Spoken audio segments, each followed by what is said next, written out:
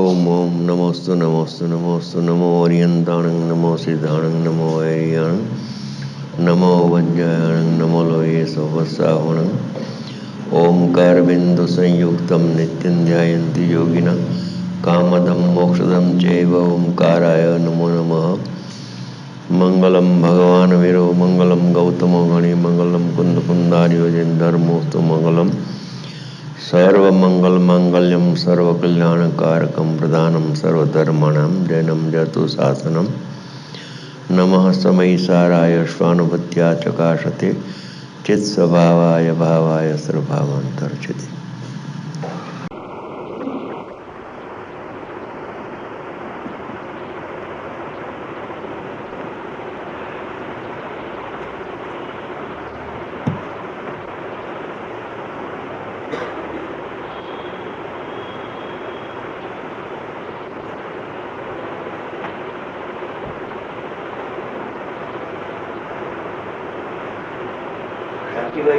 Phone એક મહિના પહેલા હતો ત્યારે એમ કહેતા હતા મારો વિચાર પર્યુષણમાં રાજકોટમાં અત્યારે તો દેવલાની છે દેવલાની છે દેવલાની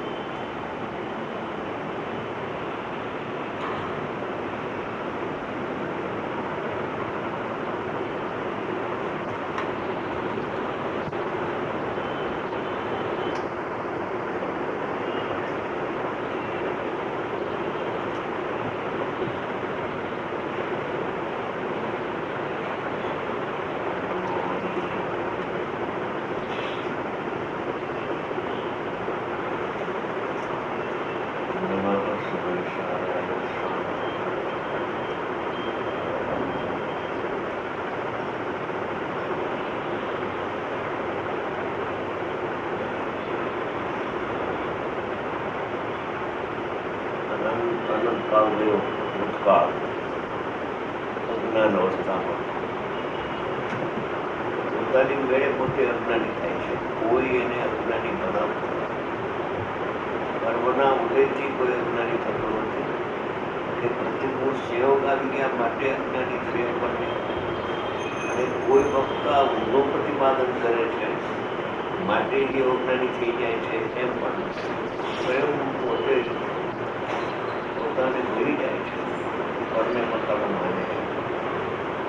પરને પોતાનું માનવામાં એક તો વિયોગને પોતાના માને છે, બીજું ત્યાંથી ખસે તો શરીરને પોતાનું માને, અને કર્મને પોતાનું માને, વિકારી પર્યાયને પોતાનું માને.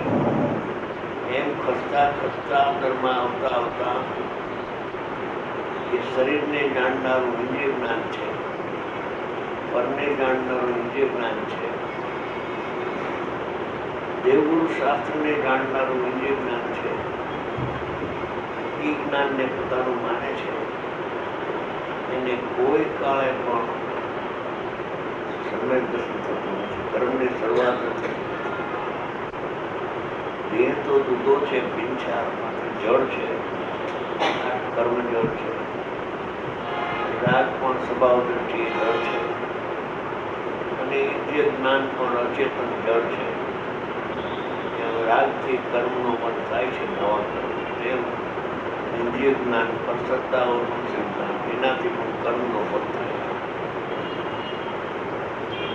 જેમ રાગ અશુચિ છે, મલિન છે રાગ, એમ શાસ્ત્ર જ્ઞાન પણ મલિન છે.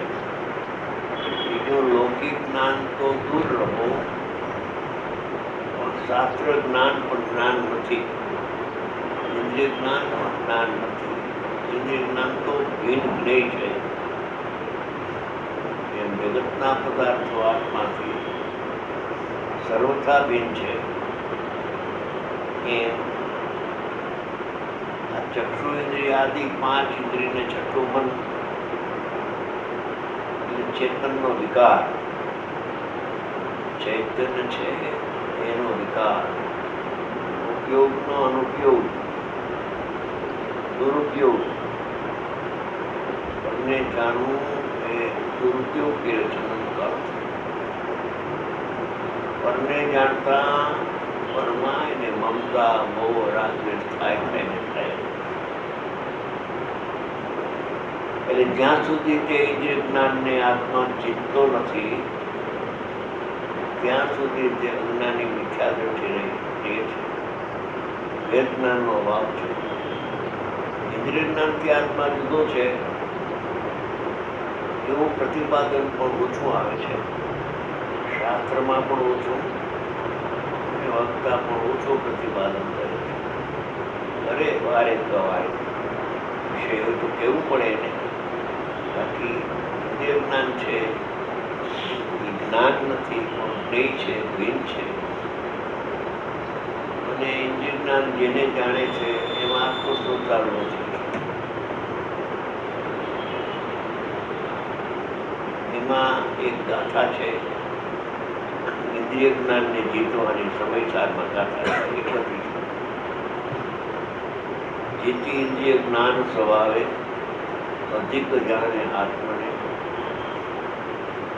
નિશ્ચય વિશે સ્થિત સાધવો બાકે જીતેન્દ્રિય તેલ. કેવળી અને કેવળીના કરાયા ગણગણાદી તેઓ ભગવાન આદિ એને જીતવાનું પ્રમાણ કરે છે. જીતો એને તમે જ્ઞાન સ્વભાવથી અધિક છે, જુદો છે. ઇન્દ્રિય જ્ઞાનથી અધિક નામ જુદો આત્મા છે. નાયક એ જુદો અને નાયકનું જ્ઞાન પણ ઇન્દ્રિય જ્ઞાનથી જુદું છે. રાગથી તો ભિન્ન છે પણ રાગને જાણનારું માનસિક જ્ઞાન બુદ્ધિનો વિષય છે. ઇન્દ્રિય જ્ઞાનનો વિષય રાગ નથી. ઇન્દ્રિય જ્ઞાન રાગને જાણતું નથી. અતિન્દ્રિય જ્ઞાન તો એકલો પોતાના શુદ્ધાત્માને જાણે છે.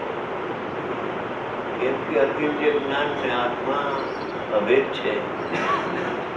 તેથી જે જેનું હોય તેને જ જાણે છે. જે જેનું નથી, રાગ અને શરીર, એને અતિન્દ્રિય જ્ઞાન જાણતું નથી. એટલે એમ કરીને પણ જો ભેદમાન કરે તો અંદરમાં આવીને અનુભવ થાય. એમ 31 ગાથામાં કહ્યું. કુદરતી 2 મહિનાનું ગુરુ પ્રસાદ આવ્યું છે. એ ગુરુ પ્રસાદમાં પણ છેલ્લા પાના ઉપર એટલો પાડો છે. ગુરુ પ્રસાદ 2 મહિનાનું છે. ગુરુદેવ ફરમાવે છે કે નિગોદથી માંડીને સર્વ જીવોમાં, નિગોદ એટલે કેન્દ્રીય જીવો, નિગોદથી માંડીને સર્વ જીવોમાં કોઈ જીવ બાકી નહીં. કોઈ પણ જીવ, નિગોદથી માંડીને સર્વ જીવોમાં કોઈ પણ જીવ, ગંધર્વ ભગવાન પણ આવી ગયા, આપણે ગુરુદેવ આવી ગયા, આપણે બધા આવી ગયા. આવી ગયા કે નહીં? સર્વ જીવોમાં કોઈ પણ જીવ ઇન્દ્રિયથી જાણતા નથી. આત્માનો સ્વભાવ બતાવે છે કે કોઈ પણ જીવ એટલે કે આત્મા, એ આત્મા ઇન્દ્રિયથી જાણતો નથી. પરને આંખના ઉગાડથી નથી જાણતો, કાનના ઉગાડથી જાણતો. આત્માનો સ્વભાવ જાણવાનો છે એ વાત સાચી છે. જાણવાનો સ્વભાવ જ્ઞાન સ્વભાવી આવ્યું ને. અધિક જાણે આત્માને, ઇન્દ્રિયથી ભિન્ન આત્માને જાણે એવો જ્ઞાન સ્વભાવ તો છે.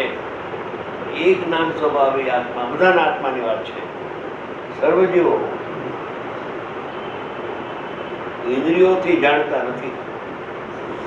આત્માનો સ્વભાવ જાણવાનો છે પણ ઇન્દ્રિય જ્ઞાન વડે આત્મા પરને જાણતો નથી. અને કોઈ માને કે હું આ ઇન્દ્રિય જ્ઞાન વડે પરને જાણું છું, એમ જે માને છે એ મિથ્યા દ્રષ્ટિ સમય સમય થાય છે. એક સમયનો હિસાબ છે. આગળ નિગબોધનો જીવ કે જેને સૌથી ઓછું જ્ઞાન છે, જ્ઞાનનો ઉગાડ ઘણો ઓછો છે, તે પણ એની પાસે એક જ ઇન્દ્રિય છે, સ્પર્શ ઇન્દ્રિય, શરીર છે, મન નથી, એને વચન પણ નથી, એક કાયા છે. અને 10 પ્રકારના પ્રાણમાં 4 પ્રાણ છે. એક શરીર છે અને એક આયુ છે અને એક સ્પર્શેન્દ્રિય છે, એક સ્પર્શેન્દ્રિય છે, આયુ પ્રાણ, એક શ્વાસોશ્વાસ, એવા 4 પ્રાણ છે. હવે એની પાસે ઇન્દ્રિય જ્ઞાન છે, સ્પર્શેન્દ્રિય લખે છે. નિગોધનો જીવ કે જેને સૌથી ઓછું જ્ઞાન છે, સૌથી ઓછું, આખા જગતમાં ઓછામાં ઓછું જ્ઞાન ક્યાં છે? એ નિગોધિયા છે. તે પણ સ્પર્શ ઇન્દ્રિયથી જાણતો નથી. એની પાસે સ્પર્શ ઇન્દ્રિય છે, પણ એનો આત્મા સ્પર્શ ઇન્દ્રિય વડે ટાઢીઓની અવસ્થાને જાણતો નથી. નરકની ભૂમિકામાં કેટલીક તો એવી ગરમ આગ, ટાટાની ભઠ્ઠી કરતા અનેક ગણો તાપ, ગરમ ટોડું પીગળી જાય એવી ગરમી, કેટલીક ભૂમિ છે ઠંડી. હવે એ કહે છે કે એ સંજ્ઞિપતિન્દ્રિય છે અહીંયા તો, પણ સંજ્ઞિપતિન્દ્રિયનો જીવ અહીંયા પણ એનો આત્મા પણ એની પાસે 5 ઇન્દ્રિયને છઠ્ઠું મને છે. નારકીના જીવોને 5 ઇન્દ્રિયને છઠ્ઠું મન પણ છે, પણ 5 ઇન્દ્રિયને છઠ્ઠા મન વડે પણ એના વિષયને જાણતો નથી. તે ઇન્દ્રિયો વડે જાણતો નથી, તે આત્માને ઉપાધિ છે. પણ જાણતો જ નથી, જાણવાનો એનો સ્વભાવ નથી. ઇન્દ્રિયો વડે જાણવાનો, સ્પર્શ ઇન્દ્રિયથી જાણતો નથી, પરંતુ પોતાના સામાન્ય જ્ઞાનના પરિણમનથી થતા વિશેષ જ્ઞાનથી જાણે છે. એનામાં ઉપયોગ લક્ષણ છે, એટલે ઉપયોગ લક્ષણથી તે આત્માને જાણ્યા કરે છે. બાળકો પણ સૌને ભગવાન આત્મા જણાય છે કે નહીં? તો નિગોધમાં પણ બાળકો પડશે કે નહીં? ભેગું આવી ગયું. નાનામાં નાનું બાળ એટલે નાનું એક ઇન્દ્રિય, ગોપાળ એટલે મોટો સંધિપતિ. એ બધાને વર્તમાન જ્ઞાનમાં ઉપયોગ પ્રગટ થાય છે, અને એ ઉપયોગમાં બધાને ભગવાન આત્મા જણાય છે. કેમ કે કથનચિત અભેદ છે. જે જ્ઞાનના વિષય તો ભિન્ન છે, અને જ્ઞાનમાં ઉપયોગમાં લક્ષણ અને લક્ષ તો અભેદ હોય છે. લક્ષણ છે ઉપયોગ, જ્ઞાન લક્ષણાત્મા. રાગ કે શાસ્ત્ર જ્ઞાન કે લક્ષણ નથી, એને ઉપયોગ લક્ષણ છે. એમાં આત્મા નિરંતર બધાને જણાય છે. બાળકો પાડશે આ માનતો નથી, એમ જાણે છે કે હું પરને જાણું છું, સાંભળું છું, સૂંઘું છું, રસને ચાખું છું, કાઢી વ્યવસ્થાને હું જાણું છું. એમ ઇન્દ્રિય જ્ઞાન વડે આત્મા પરને નહીં જાણતો હોવા છતાં પણ અનાદિકાળથી ઇન્દ્રિય જ્ઞાન ને આત્મજ્ઞાન વચ્ચે ભેદ જ્ઞાન નહીં હોવાને કારણે આ ભેદ જ્ઞાન સૂક્ષ્મ છે. રાગાદિથી ને શરીરથી તો આત્મા જુદો છે, પણ ઇન્દ્રિય જ્ઞાનમાં જે જ્ઞાનની ભ્રાંતિ થઈ છે, એ ભ્રાંતિને ટાળવી બહુ મુશ્કેલ છે. પેલા જ્ઞાન નહોતું, હવે જ્ઞાન વધ્યું. પેલા ક્લાસમાં જોતો બાળક ત્યારે જ્ઞાન નહોતું, પછી તો જ્ઞાન વધ્યું ઘણું. કોઈ ઇન્જિનિયર થયો, કોઈ ડોક્ટર થયો, કોઈ વકીલ થયો, જ્ઞાન ઘણું વધ્યું.